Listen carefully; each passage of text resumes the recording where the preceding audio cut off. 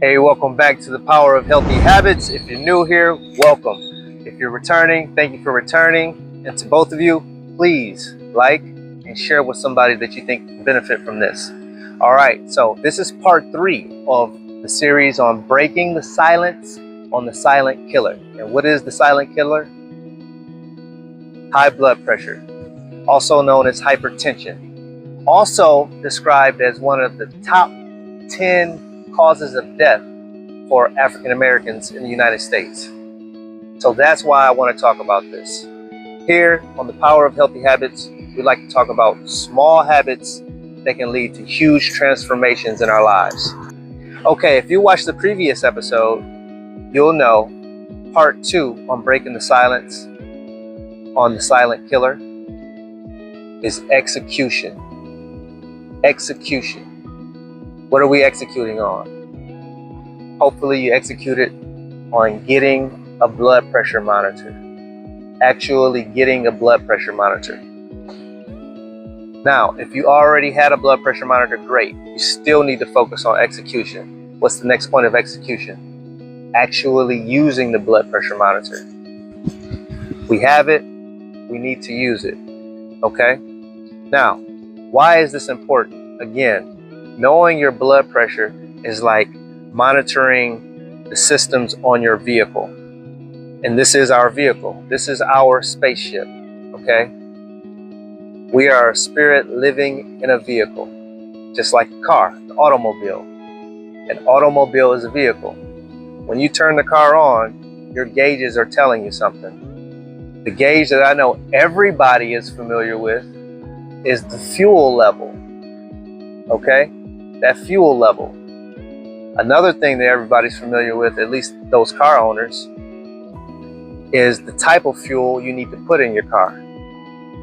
Just like your vehicle, your automobile, your body has systems that we need to monitor. Blood pressure is the #1 system to monitor for most people. Now, we can see on the outside what's happening to people's body and kind of get an idea as to what may be going on inside. I myself have been overweight in my life. On the outside, it showed. On the inside, I later found out, or at that time found out, I did have high blood pressure. I'm not saying that everyone that's overweight has high blood pressure. That's not the case. That's not true. But what I am saying is, much like your automobile, when you see that light go on and you need to refuel with the right fuel and then maintain your vehicle to the best of your ability. And we need to do the same thing with our bodies. So, measuring our blood pressure is important. Executing on measuring our blood pressure is important.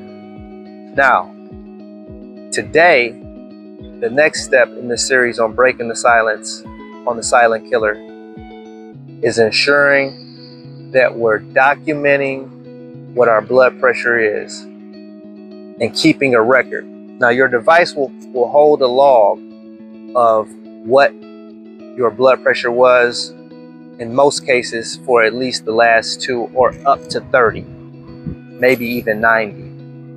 Why is this important? Knowing and logging. Because if you are experiencing different foods, if you are experiencing different activities that are impacting your blood pressure, you need to know what they are, okay? Once you've executed on actually obtaining a monitor, using a monitor, it's very, very important to know what you're taking into your body, some of the activities that could be impacting your blood pressure, and what those numbers are. So if, for example, on the weekends, you like to hang out, you like to consume alcohol or other things, you need to know what your blood pressure is before and after that, because we are, in many cases, micro poisoning ourselves. Now, I'm not just talking about alcohol here, I'm talking about food as well.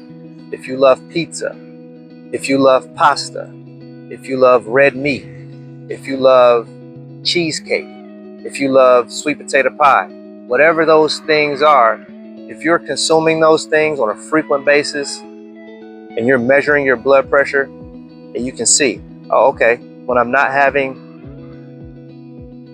pasta, my blood pressure is slightly lower than what it is now. But after I have pasta and then measure, not immediately after eating, but perhaps the following day, maybe 8 to 12 hours after having that pasta, you should know if that pasta had an impact on your blood pressure. The reason that I'm saying this is because when I started fasting, I eliminated almost everything from my diet that was cooked or processed. For sure processed. I should say, to a large degree, most processed foods were eliminated. And what I learned was whenever I would have vegetable oils, whenever I would have those low-cost oils, my blood pressure went up. And guess how long it stayed up? It stayed up until it evacuated from my body.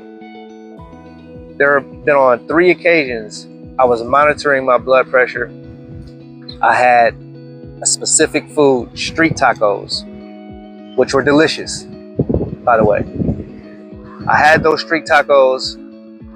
Following morning, my blood pressure would go up consistently. The following morning, my blood pressure would go up. My blood pressure would stay up for approximately 2.5 days. And my body was regular. My body was working because most of my diet consisted of fruit and vegetable. But when I added street tacos, for example, my blood pressure would go up. Another, just recently, 2 weeks ago, I had 1 cup of coffee at about 6 p.m. It had a fancy name. It was sweet. It was something that I liked. I don't really drink coffee. I'm not a coffee drinker, thankfully. I had 1 cup of coffee at about 6 p.m. The following morning, when I woke up, I measured my blood pressure. It was up. What is that telling me? I need to be very observant of how much caffeine I'm consuming, sugar possibly, and vegetable oil. What do you replace those things with? Well, the oil is almost the easy replacement. You can replace vegetable oil, especially if you're cooking things at high temperatures, high heats, with avocado oil. It's more expensive, but what's more important? What's more important? If you're driving, let's just say, a high-end luxury vehicle, and it says you need to put premium gasoline in your vehicle, what's more important? Put it in the premium or regular? It's more important to put in that premium, of course.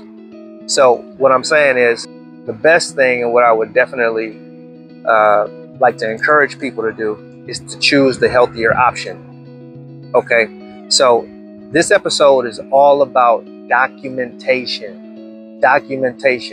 Another supporting reason why documentation is important is because when you go into that office, that doctor's office, or wherever office you go into, maybe it's a holistic lifestyle or community, for example. But before you go into your doctor's office, it's good to have a good understanding of what's going on with your body. Because if you are consistently having high blood pressure and you're documenting what is going on in your lifestyle, what is impacting your blood pressure, well, then you can communicate to the doctor, this is what I think is going on based on what I'm experiencing, not what I think. And that discussion is a very different discussion than saying, I'm not sure what's going on, but I don't feel good. The doctor says, let me measure your blood pressure. And then they see it's high. And then they say, well, we're going to prescribe you to take a water pill. That's essentially what happened to me. Okay? I accepted what the doctor said, and I did not resist in a way that would be toxic for myself. I said, okay, What am I going to do to control this by myself? Because at the bottom of all this, we were created and have been on this planet for thousands of years. We can live in peace and harmony and good health without medication. Medication is relatively new. The way we're using medication, this is a new phenomenon. There's no need for us to continue to follow through with having to do something to regulate a normal, natural being. Okay? I digress a little bit. So, documentation. Document what's going on with your body after you consume or have activities. What activities? Playing basketball, sitting at work. Document what your blood pressure is at work. Understanding whether or not you're experiencing stress from coworkers or just the environment in and of itself. When you get to work, if you have a long commute, maybe traffic was very stressful. You got pulled over by a police officer. Maybe that experience was tense. When you know what's going on with your blood pressure, then you can determine what is the best solution for yourself versus listening to what only the opinion is of the doctor that could lead to more costly and severe health issues in the future. All right. I appreciate you tuning in. Please share this with somebody you know. Like, subscribe. Until next time, peace. This segment was proudly sponsored by ABOB, also known as ABOB. ABOB is committed to empowering our people by reconnecting us with the strength, resilience, and legacy of our heritage. ABOB is a call to action, a reminder that the world is always better on our culture, our creativity, and our resilience. Remember that, it's time to do the same.